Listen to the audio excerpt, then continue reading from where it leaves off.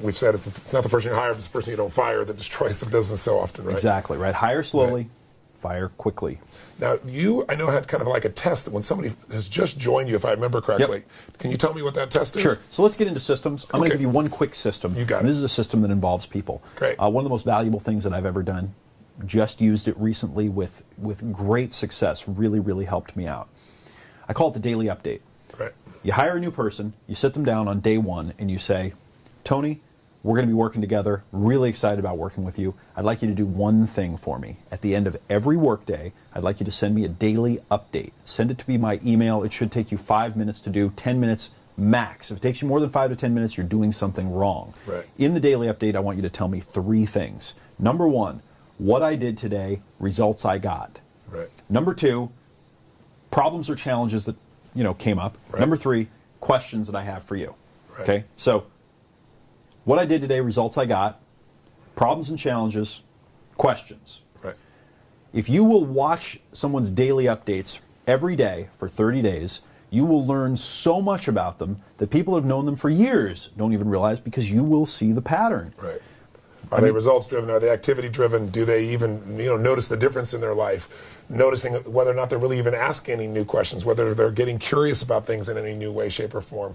What is perceived by them to be a problem versus exactly. Will they ask you if they have a problem?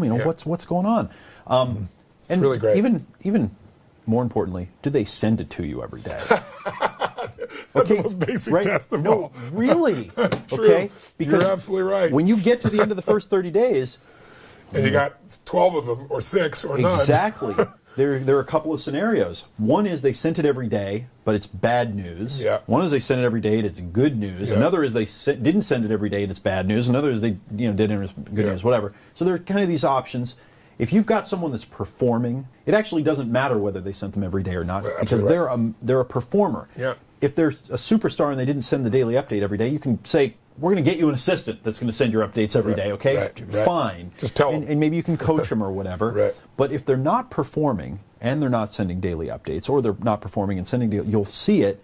And I mean, in my experience, the underperformers, they usually don't send the update every day. Right. And then when you sit down with them at the end of 30 days, you can just say, look, I asked you to do one thing consistently for this 30 days. Great. It's really great. Right? I asked you to do one thing, and which just send me a little daily update. And they'll have excuses or whatever will come up. And you say, I just don't feel like this is going to be a good fit because we need results and accountability and communication, and it's just not your style to do that. Right. You're not. Then it kind of works out for everybody. It's in everybody's best interest. So the daily update has been tremendously valuable. Here's what values are. Values are the emotional states that we believe are most important for us to either experience or avoid. So values are the emotional states that we believe are most important for us to either experience or avoid. Let me show you what I mean. What you value determines what you focus on. If your number one value in life is security, I guarantee you know where every exit is in this building. You looked around and checked it out. If your number one value in life is adventure, you don't even know how you got here. It literally is it controls what you notice or don't notice, what you do or don't do, what's important or not important. Every decision in your life is controlled by your beliefs and values. Many years ago, I was asked a very interesting question. Somebody asked me a question, they raised their hand in a seminar and said, Tony, can you change people that don't want to change? Of course you can change people who don't want to change. All you need is the right kind of. If you have enough leverage where change becomes an absolute. Now for some people, leverage is not even the threat of their own life. Some people would rather die than have you tell them what to do. And so that's not the leverage. The leverage for them might be something for their children. Leverage for them might be spiritual growth. All of us have a leverage point. If you find the leverage, not the leverage you make someone do it, the leverage that will make them make themselves do it. We all have some place that'll get us to follow through. Now, if you get enough leverage and if you interrupt the pattern enough, how many of you ever had a pattern when you were a kid and you had like some obnoxious uncle or something, and you were trying to be upset, and they'd come like rub your damn head or some dish, make you crazy, and you couldn't stay upset because they kept doing this to you. How many had this happen? Say aye. If you have enough leverage and you break someone's pattern enough times, a new pattern will show up. If you're conscious, you can create the new pattern. So the answer is yes. Now then the question would be, Tony, if all it takes is leverage, then why don't most people change? And I had a lot of answers for that, but that night, I'm a night person. That night, I'm wired up after a seminar. It's like 2 o'clock in the morning. It was December. And so I flip on the television in the back for some white noise, looking for CNN, and I come across the old Christmas classic, this Christmas Carol, right? A Dickens classic. And I see it in black and white, and I start watching the movie, and I'm remembering it from being a kid. And as I'm watching this thing, I see this man named Scrooge who clearly doesn't want to change. In fact, he's certain he doesn't need to change because what's happened is his life went through a lot of pain. And when he got pain, he looked for the source of that pain, and he said it was being close to people. So we decided is people equals pain. Remember the red squares we talked about? So now he wants to avoid people, and he's mean to people. Now, he's also very wealthy financially. He makes up this belief that because I'm mean and tough with people, I'm rich.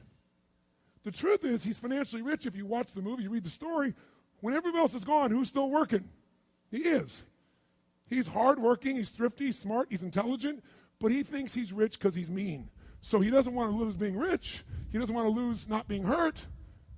So he has a belief. Be mean to people and everything works out, even though he's miserable. Can we have beliefs that make no sense and yet still believe them, yes or no? Sure, we just get wired. So I'm watching this guy. Now, the only way people change is if they associate either enough what? Pain, so they have to change, or they associate changing will equal enough what? And ideally, if you get both, you'll change. If you get, every moment I do this, the pain's getting more and more intense, there's a point where you must change. And if I change, I get all this pleasure, you're going to want to change. How many follow? But what equals pain and what equals pleasure is what you associate in your nervous system. So what happens is, the only way you create change is changing what you link pain and what you link pleasure to in your nervous system, not just in your head, in your gut. That's what controls you. Lots of times in your head, you know what you should do, but your gut takes over. Your fear, or your greed, or your desire, or your comfort, or whatever. Who knows what I'm talking about here? Say aye. But watch this. How many of you used to have a favorite dessert, or a food, or a form of alcohol that you really, really, really loved? And then one night you had an experience like never before, where something happened, where this food or this drink or this alcohol that you love so much, it went down, but it kept coming back up at a level of intensity and with enough aroma and pain and association that to this day, it takes no willpower just to think of that alcohol or think of the smell of that food or look at it makes you appalled, makes you repelled. Who's had an experience like this in your life? Say aye. Tell me what that change was. Was that a change in willpower? No. All that happened is your brain changed what it used to link pleasure to, it now linked pain to. When you link enough pain, it takes no willpower. You're going to avoid it. The problem is some of you are linking pain to things you need, like exercise, right? Or pain what you need, like a relationship, right? And it's the wrong association, but it's going to control your life. Your job is to change what you link pain and pleasure to. So that night, what was pleasure became pain, and now it takes no willpower. You just avoid it. So we call that changing what you associate to things in your nervous system, or for short, a neuroassociative change.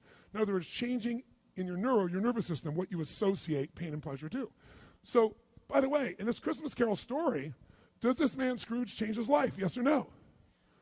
He didn't want to change. Does he change his life a little or completely? And by the way, how fast? At a heartbeat, in one evening. How does it happen?